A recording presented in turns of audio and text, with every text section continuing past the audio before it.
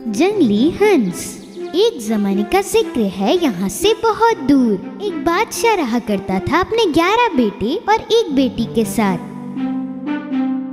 जब उसकी बीवी का इंतकाल हो गया था तो बादशाह ने कुछ अरसे बाद दूसरी शादी कर ली और उसे नहीं पता था कि उसकी नई बीवी एक चुड़ैल भी है। उस चुड़ैल को बादशाह के बच्चे बिल्कुल भी नहीं पसंद थे। वो उन बच्चों की हमेशा बादशाह से शिकायत करती और उन्हें घर से निकालने को कहती। बच्चे बदतमीज हो गए हैं, नौकरानी रोज आकर शिकायत करती है।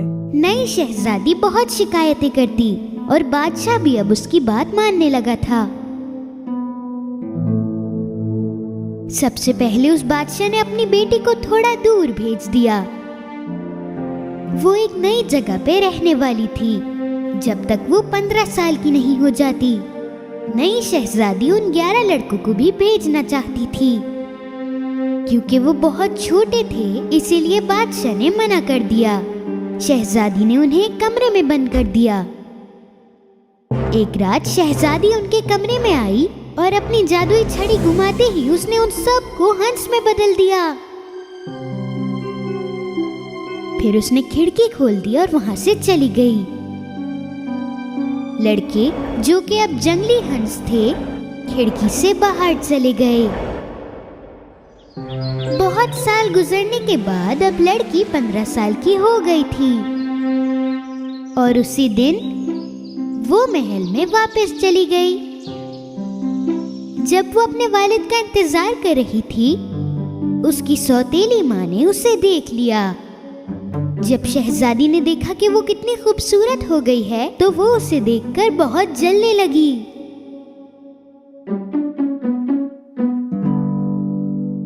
क्योंकि वो बहुत थकी हुई थी तो वो अपने वालिद का इंतजार करते करते वहीं पर सो गई। शहजादी कमरे में आई और उस पे एक जादू किया। अचानक बादशाह की बेटी के बाल बहुत खराब हो गए। उसका चेहरा भी बदल गया और अब वो पहले जैसी नहीं दिख रही थी। बादशाह अपने महल में वापस आया और वो बहुत खुश था कि उसकी बेटी वापस आ गई है। वो जल्दी से उसके कमरे में गया, लेकिन जो लड़की कमरे में सो रही थी वो उसकी बेटी की तरह नहीं दिख रही थी। ये मेरी बेटी नहीं है।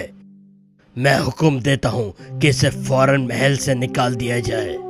हुक्म देने के बाद बादशाह वहां से चला गया। बादशाह के सिपाहियों ने उसे जगाया और महल से बाहर ले गए। उसने उनके सिपाहियों को बहुत समझाने की कोशिश की लेकिन उसके सिपाही नहीं माने। क्योंकि उसके पास और कोई रास्ता नहीं था तो वो रोते रोते चलने लगी। मुझे अपने भाइयों को ढूंढना है। अगर हम सब साथ होंगे तो हमें कोई कुछ नहीं कह सकता।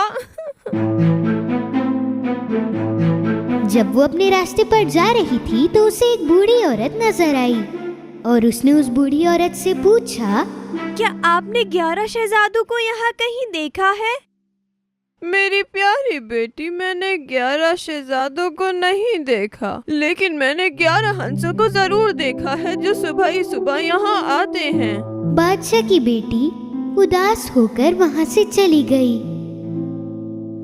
और वो पानी की तरफ चली गई। जब सूरज डूब रहा था तो 11 जंगली हंस वहाँ पर आए जिसके बारे में बूढ़ी औरत बात कर रही थी। और जैसे ही सूरज डूबा वो 11 जंगली हंस 11 खूबसूरत शहजादों में बदल गए। बादशाह की बेटी ये देखकर बहुत हैरान हुई। वो अपने भाइयों को फौरन पहचान गई और उनकी तरफ भागने लगी। वो भागते भागते बिल्कुल वैसी हो गई जैसे वो पहले थी और उसके भाई भी उसे फौरन पहचान गए। खुशी के साथ उन्होंने एक दूसरे को गले लगाया। मलका का जादू अब टूट चुका था बहन भाइयों के प्यार की वजह से।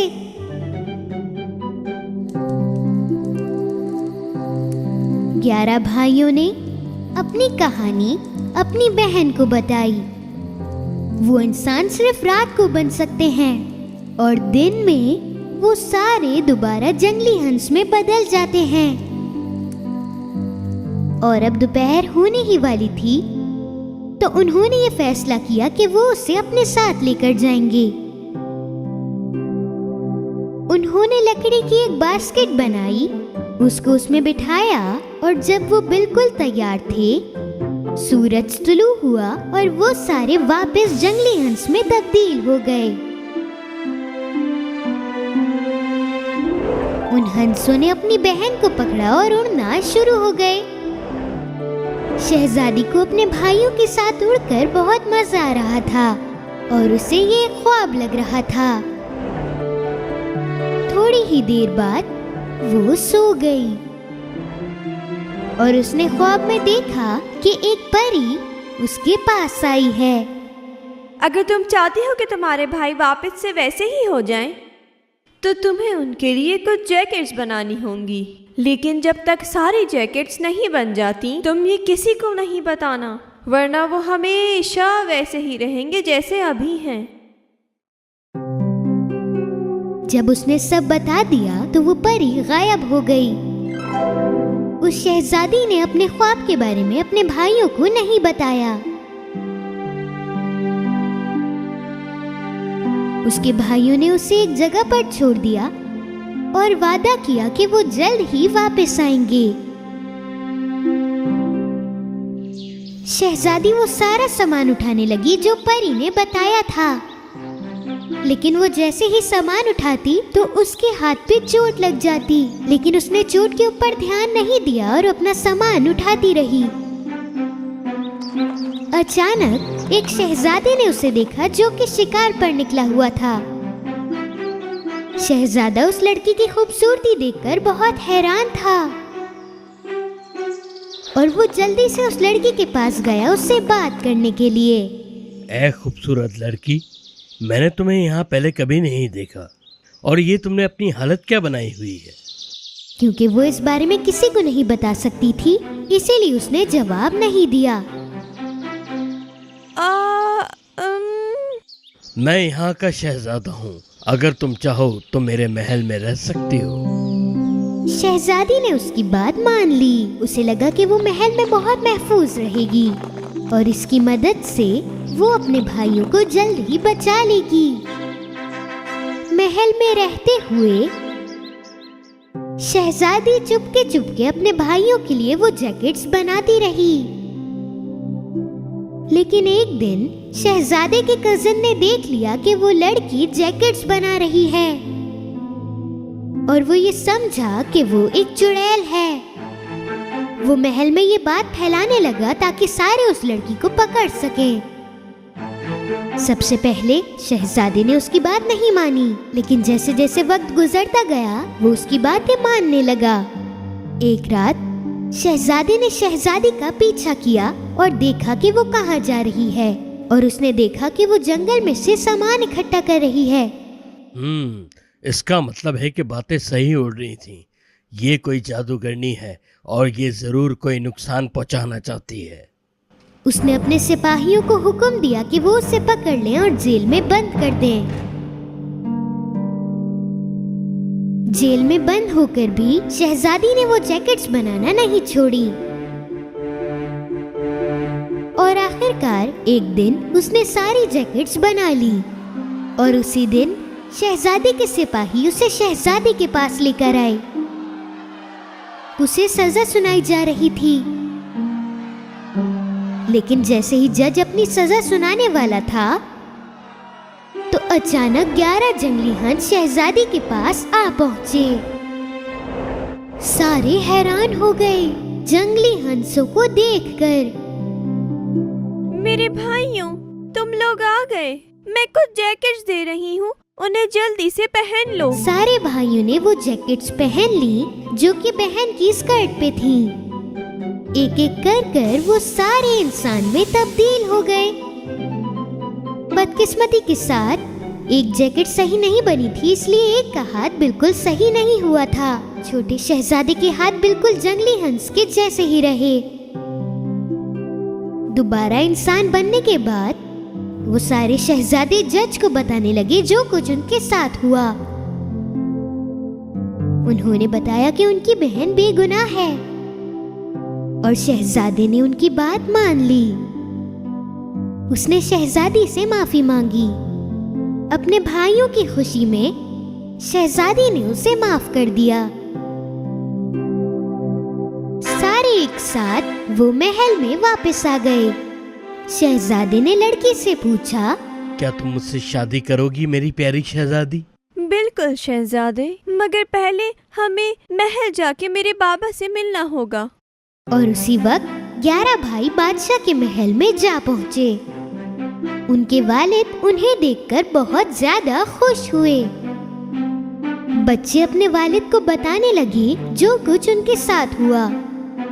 जाओ मलका को पकड़ के लेकर आओ फौरन।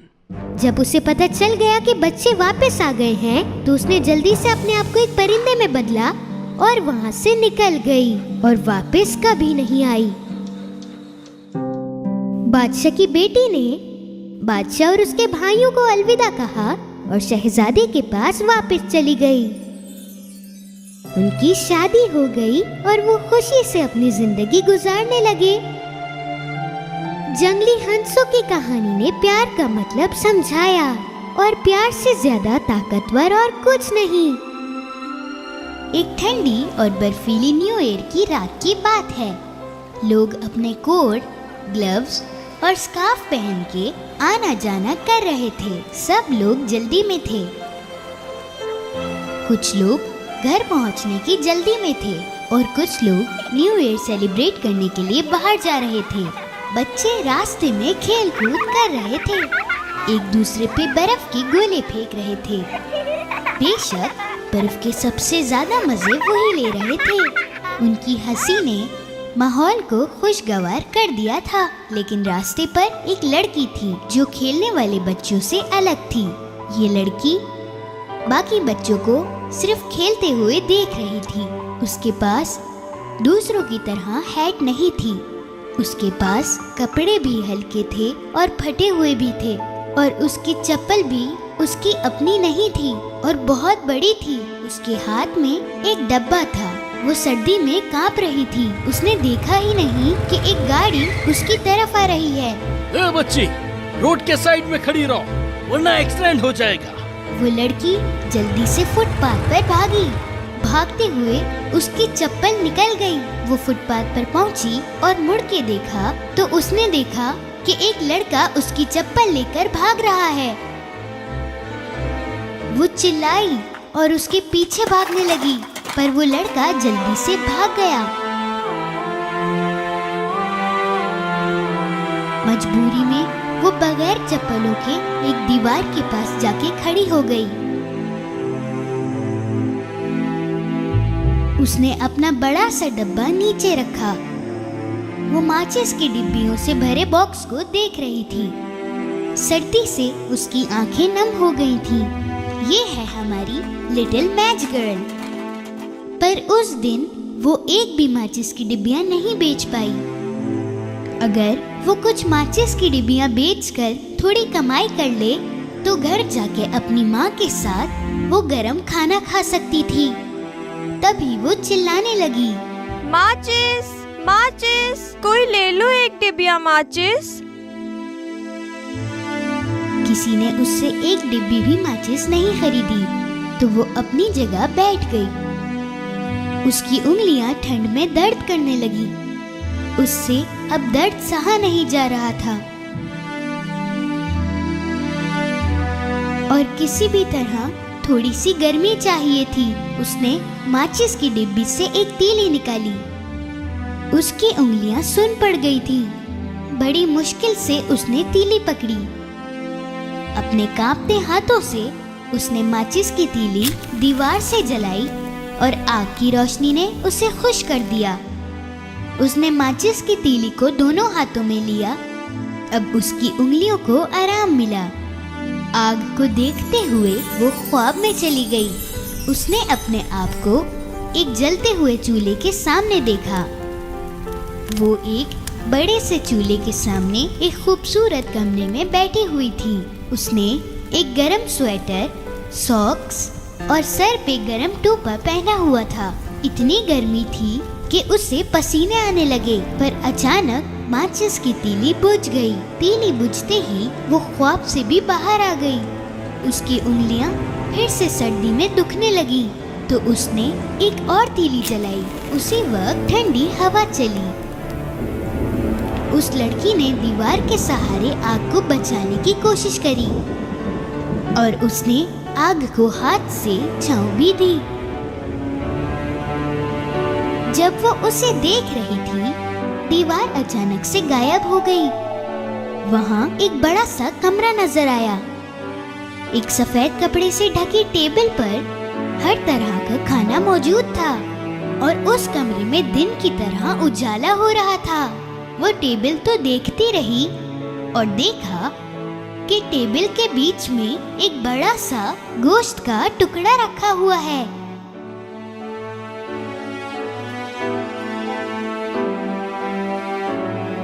वो टेबल के पास गई और गोश्त का एक टुकड़ा खाया और उसकी भूख खत्म हो गई। वो एक और टुकड़ा लेना चाहती थी। वो लेने लगी, लेकिन जो माचिस की तीली उसके हाथ में थी वो बहुत जल्दी बुझ गई। उस लड़की का हाथ जल गया और उसने वो तीली फेंक दी। जैसे ही उसने तीली फेंकी और दीवार फिर से आ गई। लिटिल मैच गर्ल ने एक और तीली जलाई। अब की बार उसे एक बहुत बड़ा ख्वाब दिखा।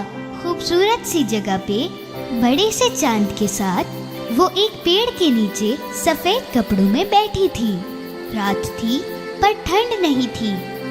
वो तारों को देख के खुश हो रही थी। उसने कभी इतना साफ आसमान और चमकते हुए तारे नहीं देखे थे। फिर अचानक उसे एक टूटता तारा दिखा। उसने दिल में सोचा, एक और हमारे जैसा उड़ गया आसमान की तरफ। उसकी दादी माँ ऐसा कहा करती थी। बिल्कुल उसी वक्त उसने अपनी दादी को वहाँ पे देखा। जब कोई तारा टूटता है, हमेशा कोई और उसकी जगह ले लेता है। इतना कहते ही उसकी दादी माँ वहाँ से गायब हो गईं और लिटिल मैच गर्ल ने उन्हें आवाज लगाई। दादी माँ रुके, मत जाएं, मैंने आपको बहुत मिस किया।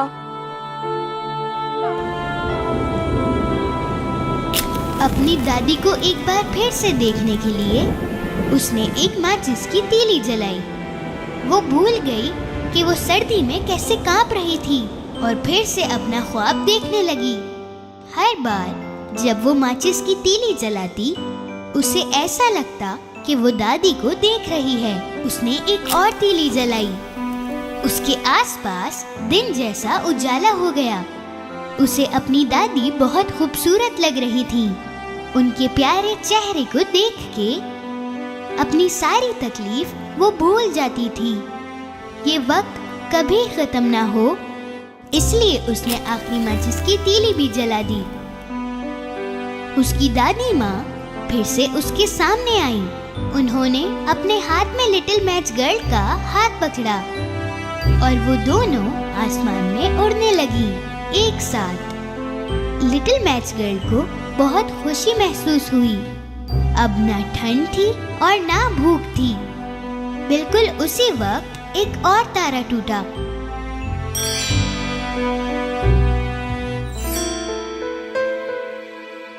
सुबह लोग जब रास्ते से गुजर रहे थे, उन्होंने लिटिल मैच गर्ल को दीवार के सहारे लेटा देखा।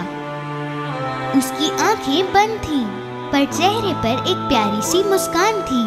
उसके आसपास बहुत सारी जली हुई तीलियां पड़ी थीं। तीलियां उसके ख्वाबों को रोशन किया। ऐसे ख्वाब जिन्हें कोई भी नहीं देख पाएगा।